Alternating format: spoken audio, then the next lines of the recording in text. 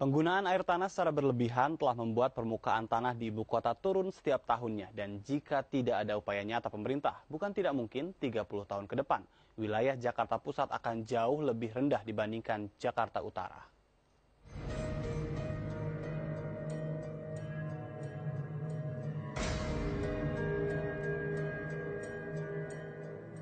Permukaan tanah ibu kota terus mengalami penurunan. Sebuah penelitian menunjukkan jika setiap tahunnya permukaan tanah turun hingga 10 cm.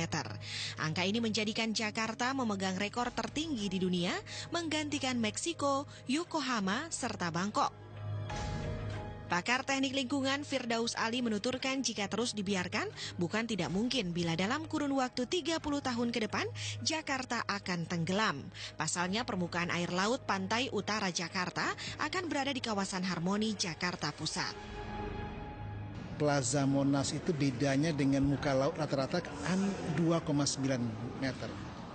Jadi kalau 10 cm per tahun, dalam 30 tahun ke depan, kebayang 3 meter akan air naik ke atasnya, sehingga ini yang saya katakan bahwa muka laut nanti itu bisa saja ada nanti di Harmoni. Perubahan lahan akibat banyak pembangunan fisik serta penggunaan air tanah secara tak terkendali menjadi faktor utama Jakarta terancam tenggelam.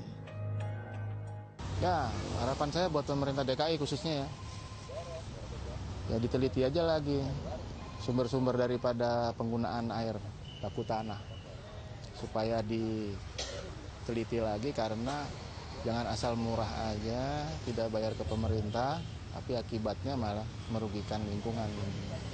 Pembangunan yang ada di Jakarta ini sudah sangat masif ya.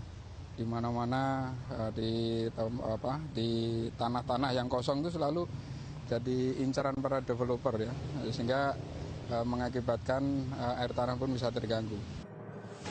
Lalu apa yang sudah dilakukan pemerintah untuk mengantisipasi hal ini? Kita mau buat sumur-sumur resapan itu, termasuk pengeboran itu masuk ke akuifer bebas, ada lapisannya, ada lapisan vulkanik. Makanya dari pusat sampai selatan itu kita mau lakukan. Nah, tahun ini kita tes sumur ini untuk mengetahui lapisannya berapa sih yang tertekan, yang tidak tertekan itu loh. Nah, itu kita lakukan. Nanti tahun depan kita akan lebih baik lagi untuk masuk, supaya air-air itu mesti masuk ke bawah. Ya turun, Belanda juga pasti turun. Makanya kita masih bikin sistem penahan drop yang border tertutup. Jadi dilarang ada sumur bor dalam, tetapi kan persoalannya adalah melarang mengambil air tanah dalam, kan tidak ada air penggantinya, air perpipaan. Ini persoalannya gitu kan. Oke, jalan langkah kedua adalah kita terpaksa membangun tanggul di pinggir laut, tanggulnya tinggi yang bisa menghadang rob naik, lalu kemudian juga sekaligus tanggul tadi akan berfungsi sebagai reservoir untuk air baku Jakarta. Penurunan permukaan tanah ini sudah dirasakan warga Jakarta sejak lama.